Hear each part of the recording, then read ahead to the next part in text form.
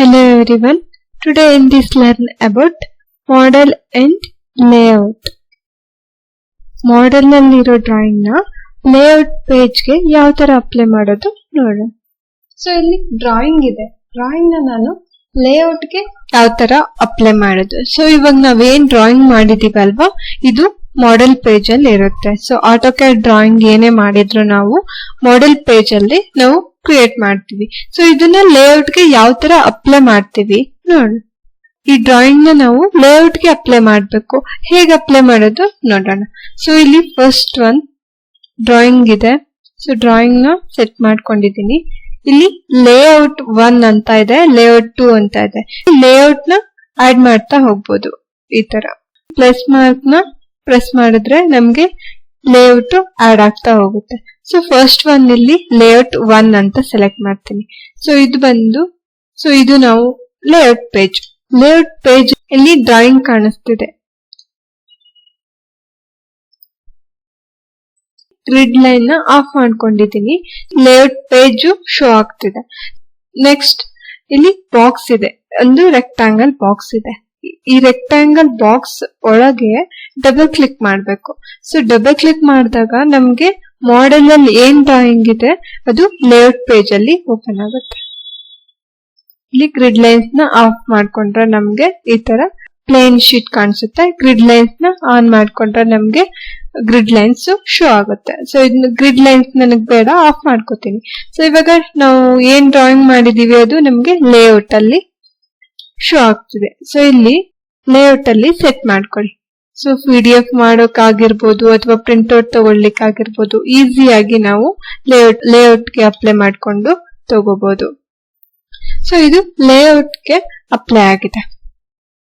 So ಇಲ್ಲಿ layout ಅಲ್ಲಿ add ಮಾಡಿದ್ದೀನಿ ಡ್ರಾಯಿಂಗ್ ನ. ಓಕೆನಾ.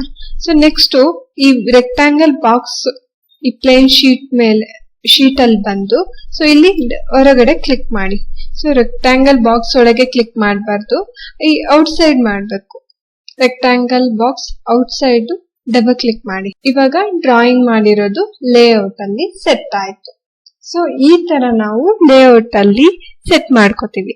ಇದು ಏನಕ್ಕೆ ಯೂಸ್ ಆಗುತ್ತೆ ಲೇಔಟ್ ಅಂತಂದ್ರೆ PDF ಮಾಡ್ಕೊಳ್ಳಿಕ್ಕೆ, ಪ್ರಿಂಟ್ಔಟ್ ತೆಗಿಲಿಕ್ಕೆ.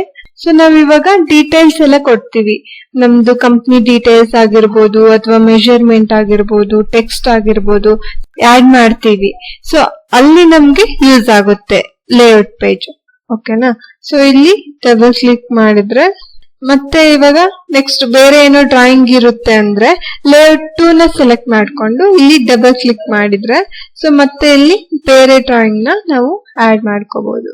ನಾವ್ ಏನೇ ಕ್ರಿಯೇಟ್ ಮಾಡಿದ್ರು ಲೇಔಟ್ ಅಲ್ಲಿ ಏನಾದ್ರೂ ಮಾಡಿಫಿಕೇಶನ್ಸ್ ಮಾಡ್ಬೇಕು ಅಂದ್ರೆ ನಾವು ಮಾಡೆಲ್ ಪೇಜ್ ಅಲ್ಲಿ ಬಂದು ಮಾಡಿಫೈ ಮಾಡ್ಕೋಬೇಕು ಡ್ರಾಯಿಂಗ್ ನ. ಆಮೇಲೆ ನಾವು ಲೇಔಟ್ ಅಲ್ಲಿ ಅಪ್ಲೈ ಮಾಡ್ಕೋಬಹುದು. ಸೊ ಇಲ್ಲಿ ಲೈನ್ ಹಾಕಿದೀನಿ, ಲೈನ್ ಈ ತರ ಆಡ್ ಮಾಡಿದೀನಿ. ಸೊ ಎಂಟರ್ ಕೊಡ್ತೀನಿ. ನೆಕ್ಸ್ಟ್ ಇಲ್ಲಿ ಡಬಲ್ ಕ್ಲಿಕ್ ಮಾಡ್ತೀನಿ. ನಾವು ಮಾಡೆಲ್ ಮಾಡಬಹುದು, ಲೇಔಟ್ ಪೇಜ್ ಅಲ್ಲೂ ಮಾಡಬಹುದು.